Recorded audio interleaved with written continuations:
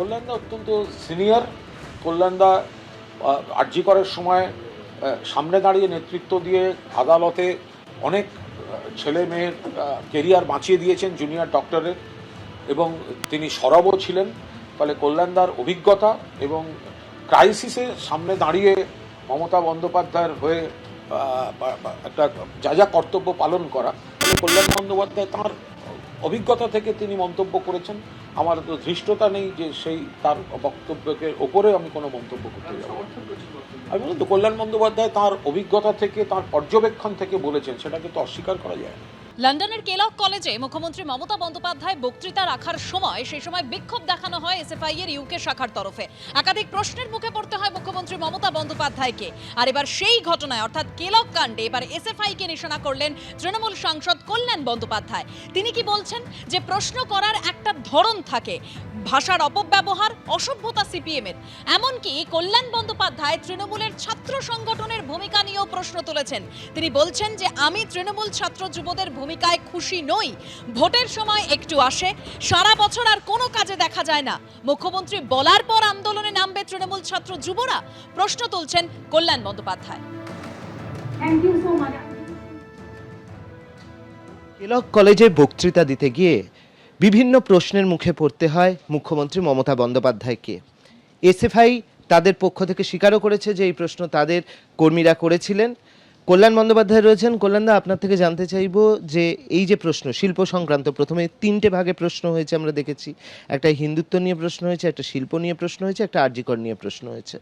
আমি আপনার থেকে প্রথমে জানতে চাইব এসএফআই এর এই যে কর্মসূচি, সেটাকে আপনি কিভাবে দেখছেন? প্রশ্ন করাটাতে কোনো অসুবিধা নেই, প্রশ্নটা অনেকেই করতে পারে, কিন্তু প্রশ্নটাকে সুন্দরভাবে ভালোভাবে করতে হবে। প্রশ্নটার মধ্যে দিয়ে যদি বিদ্বেষ ছড়িয়ে দেন, সেই বিদ্বেষকে কেন গ্রহণ করতে হবে? প্রশ্ন তো সবাই করে। We are subjected to criticism, এটা সম্বন্ধে কোনো কিছু নেই, সবাইকারই। কিন্তু একটা ক্রিটিসিজম করার তো একটা তালিকা আছে। লন্ডনের মাটিতে দ্বারা অক্সফোর্ডে তুমি ভারতবর্ষের একটা অঙ্গরাজ্যের মুখ্যমন্ত্রীকে এসএফআই যে ভাষায় কথাবার্তা বলেছে, যে ব্যবহার, তাদের অঙ্গভঙ্গি, এ অসভ্যতার পরিচয়। এটা এক্সপেক্ট করা যায় না। এসএফআই এগুলো করে, সিপিএমের আজ কিছু নেই। সিপিএম এইভাবেই যথেষ্ট নোংরামি করছে। ছাত্র যুব, আমি খুব একটা হ্যাপি নয় ওদের performance. I let me very honest, I am not very happy. কেন? ইলেকশনের সময় একটু আসে থাকে, আমি সারা বছর খুব একটা দেখতে পাই না। জাগি হোক কেন, মানে কি কি ইস্যুতে দেখা উচিত? আমাদের সে তো আমার অনেকগুলোই বলেছি। আরজিকর থেকে আই এম আনহ্যাপি। আরজিকরে তো যে স্টুডেন্টদের সাসপেন্ড করেছিল, সে তো আমাদের তৃণমূলের ছেলে ছিল রে ভাই।